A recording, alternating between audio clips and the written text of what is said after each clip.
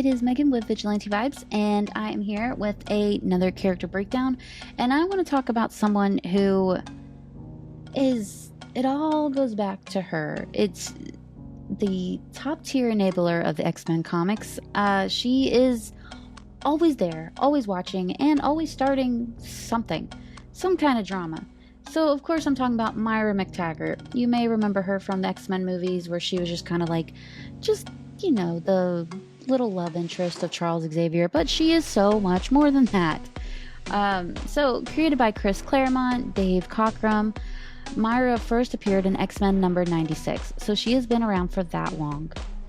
Moira Kinross was born into a wealthy Scottish noble family headed by Lord Kinross. When she was 13, her mutant power triggered, but nothing obvious happened. Because her ability was not flashy, she could reincarnate. Since no one knew she was a mutant, she lived an ordinary life. She married a man named Kenneth Cowan, had 3 kids, twins, Callum and Dean, and a daughter, Abigail, and she grew old. Kenneth died when Moira was 68, and she followed at 74 from congestive heart failure, ending her first life. Her second life kicked off literally before she was even born, fully conscious in the womb, remembering everything from her first life perfectly. They made her seem like a prodigy, so her parents steered her into academics, which she didn't mind because she wanted answers about herself. When she was 44, she learned about Charles Xavier and realized, okay, I must be a mutant. She tried to fly to the US to meet him, but died in a plane crash before she could. I don't know why. That gets me every time. In her third life, Moira threw herself into anthropology and genetics. She was at Oxford at the same time as Xavier and looked for him, but once she got a read on his ego, she didn't bother approaching him. Hating her power, she decided to create a cure for the X gene. She actually pulled it off, but got the Brotherhood of Evil Mutants on her radar. Destiny confronted her, warning Moira never to go down this road again and making it clear that she could stop Moira in every life. Doubt, Destiny. Do it now. Destiny also told her that she only had 10 lives total, maybe 11, depending on her choices. She then ordered Pyro to burn Moira alive. Mess around and find out. Destiny does not screw around, apparently. But Destiny has always had, I don't know. She's always had this weird ego about her I didn't like, but it works well with Mystique. If you don't know, Destiny is Mystique's wife. So, in her fourth life, Moira went all in on trying to understand the human mutation situation. This time, she was more open to mutants' potential, gave Xavier another chance at Oxford, and they fell in love. They married and founded Xavier School for Gifted Youngsters together. They stuck together for years until Sentinels eventually killed them both. In her fifth life, Moira decided humans only responded to strength. She ran away young, found Xavier about a decade early, told him everything, and basically radicalized him. Instead of building a school, he built a mutant army and created a separatist nation called Faraway. Sentinels eventually attacked. Moira was critically hurt and fell into a coma, and she died a year later when Faraway was wiped out.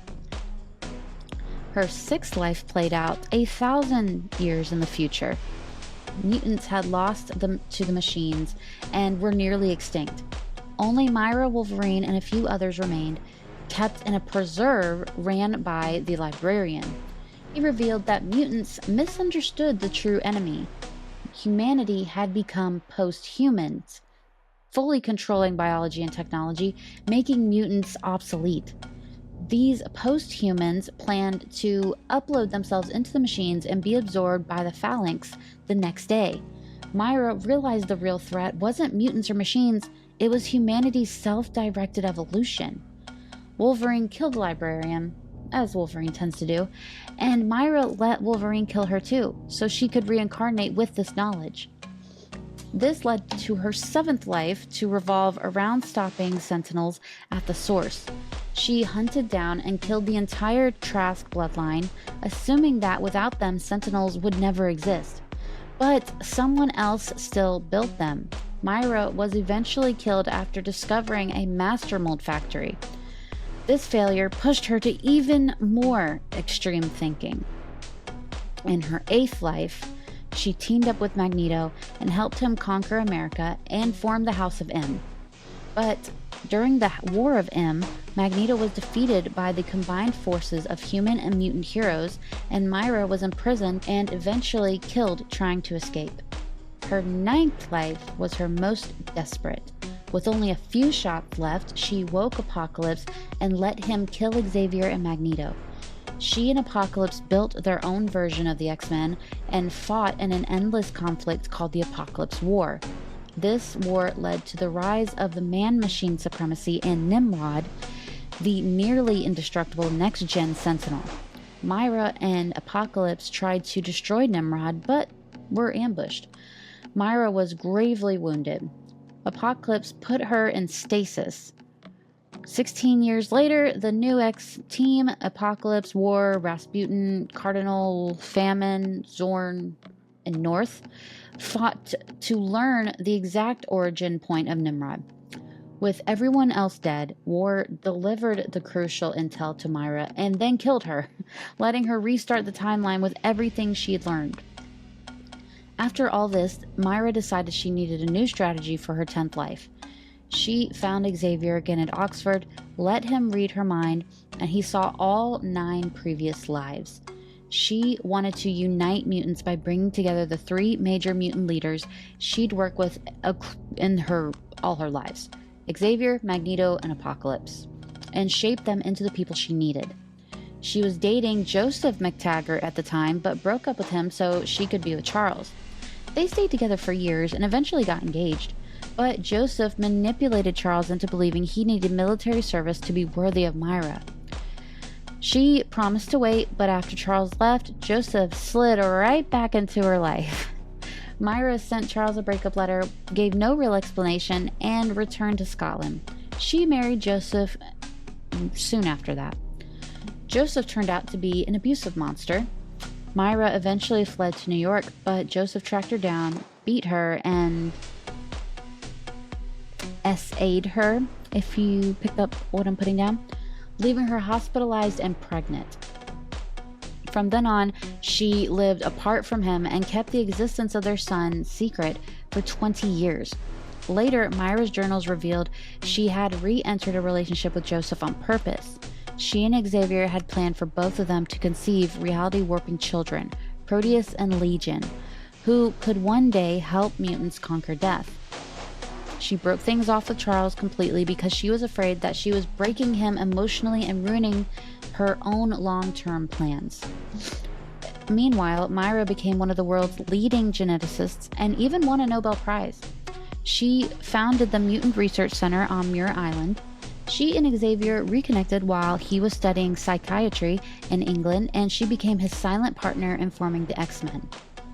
When her son Kevin's powers became dangerously destructive, she tried to cure him but failed, leaving her no choice but to imprison him. She also took in Ron Sinclair as her ward, raising her as though she were her own biological daughter. During the early Xavier school years, Moira ran a second, quieter training facility. She gathered troubled young mutants, took them in, and trained them gently, very different from the X-Men's militant style.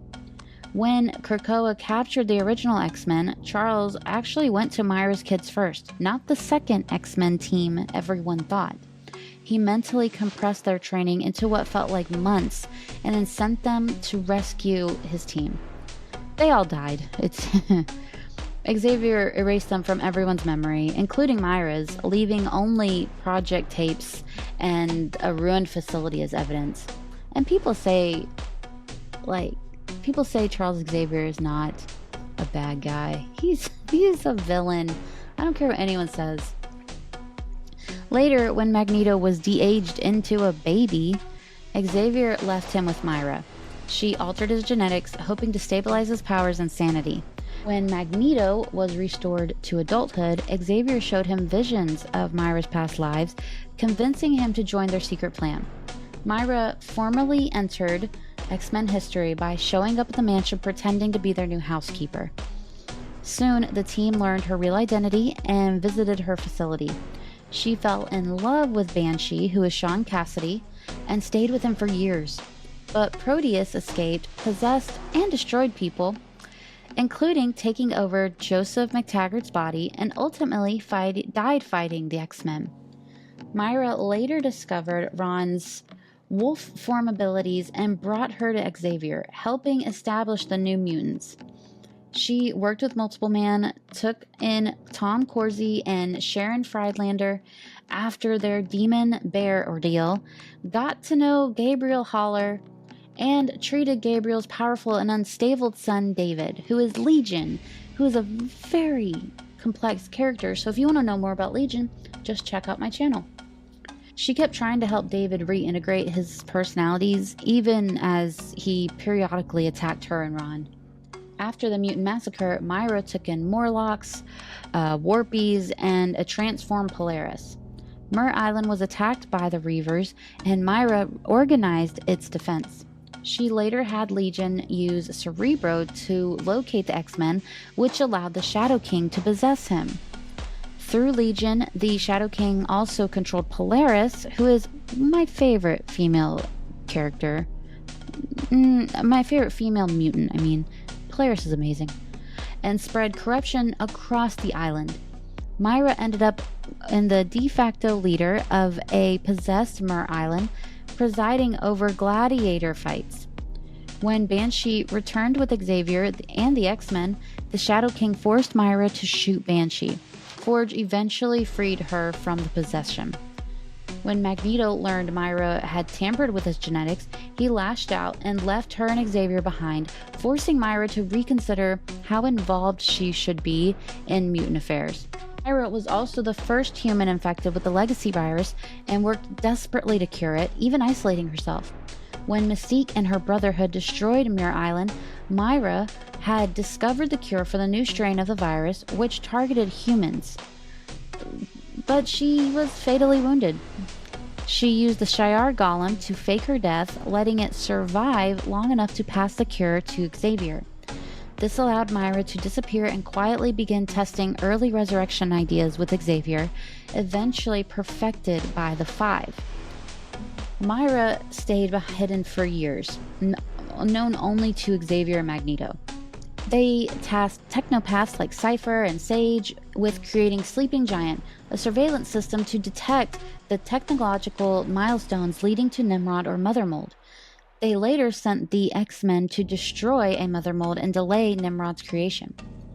Eventually, Moira and Xavier and Magneto launched the creation of Krakoa, a mutant nation recognized by the world thanks to the Krakoan miracle drugs.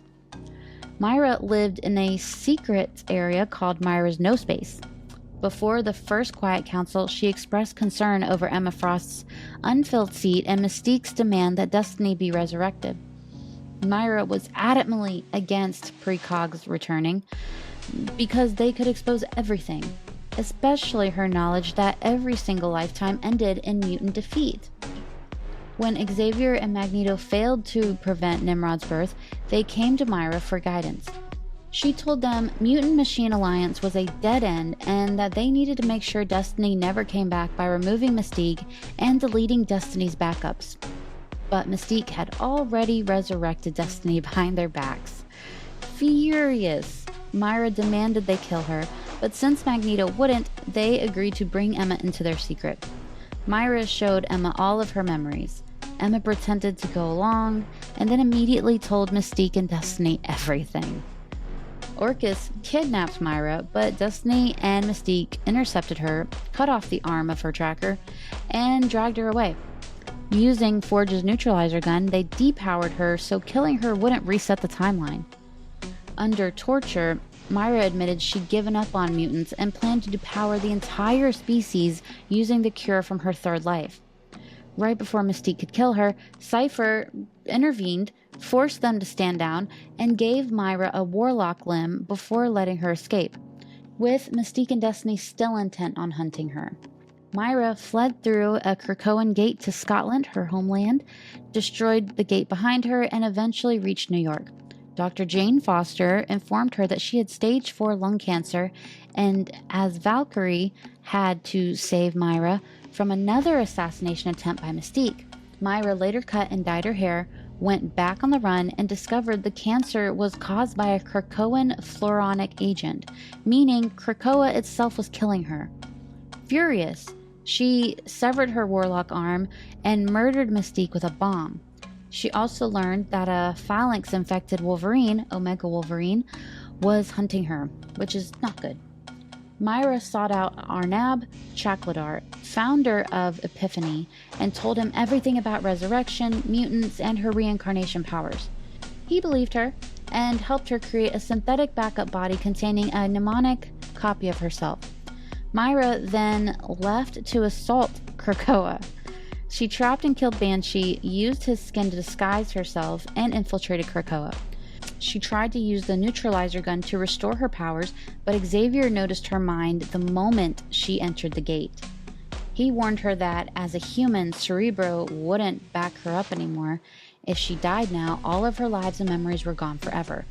While she hesitated, Forge ambushed her, though she still managed to depower him.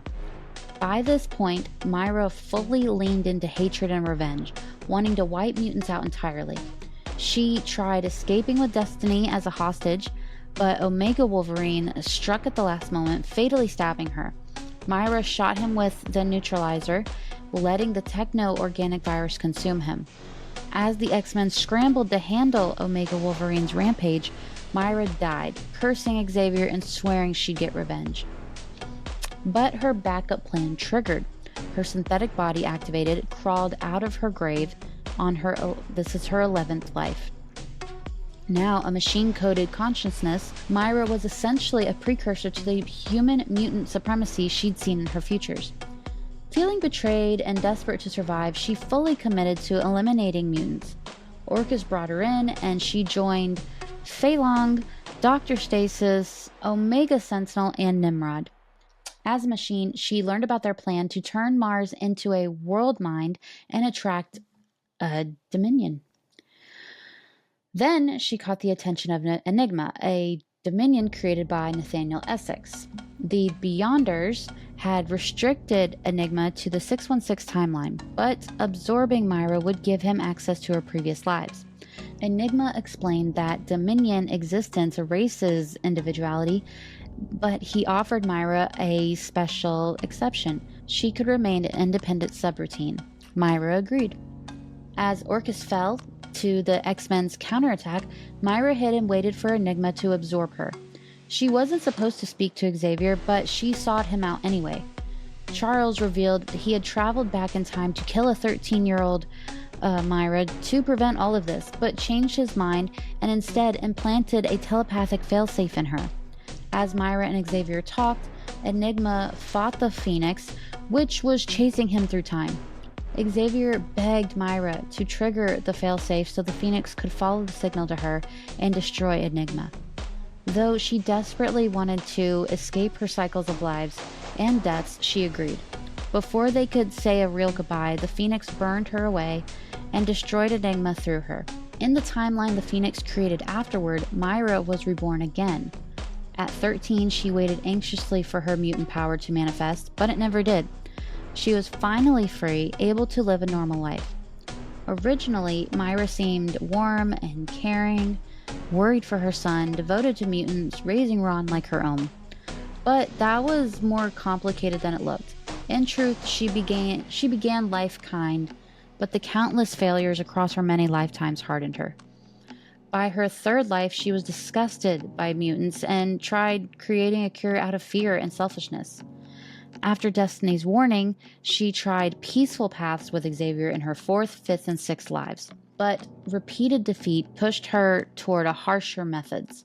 She murdered the Trask family in her seventh life, embraced Magneto's violence in her eighth, and Apocalypse's in her ninth. Her 10th life, she pretended to be a sympathetic while secretly wanting to depower all mutants.